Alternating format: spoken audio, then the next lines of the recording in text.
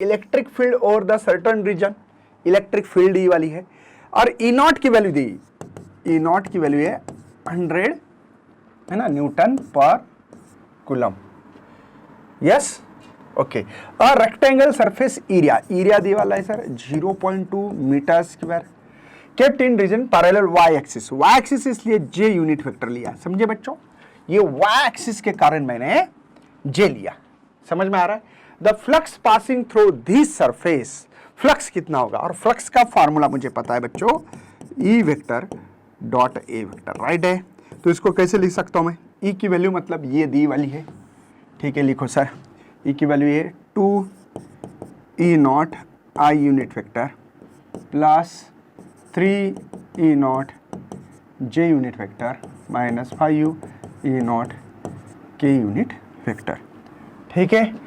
Multiply dot A की value मेरे पास 0.2 जे, right है बेटा।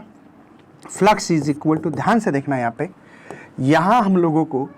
इसका और इसका ही प्रोडक्ट होगा, डॉट प्रोडक्ट रहा तो आई के साथ डॉट प्रोडक्ट रहा तो आंसर 1 मिलता है। ध्यान दीजिएगा, आई का आई के साथ हो, आई का आई के साथ तो आंसर 1, जे का जे के साथ हो तो भी 1, के का के साथ हो तो 1 है ना, लेकिन आई जे हो तो 0 है ना, जो भी ऐसे जे के हो तो 0,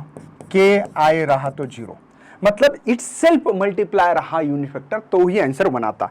इसीलिए जे और जे के साथ ही प्रोडक्ट लेना है, डॉट प्रोडक्ट, बाकी के साथ आई जे 0, के आई भी 0, जे जो भी है, ठीक है। तो इसीलिए मैं 2 3 6 मतलब 0.2 ये ई नॉट मिलेगा बेटा, आई डॉट आई जो था वो 1 वैल्यू है, लेकिन ई नॉट की वैल्यू हमारे पास ऑलरेडी तैयार है ना। तो मैं flux is equal to 0.6 multiply 100 लिख सकता हूं, तो फ्लक्स ये 60 न्यूटन मीटर स्क्वायर पर कूलम, मतलब सी ऑप्शन इज करेक्ट होगा, राइट है बच्चा।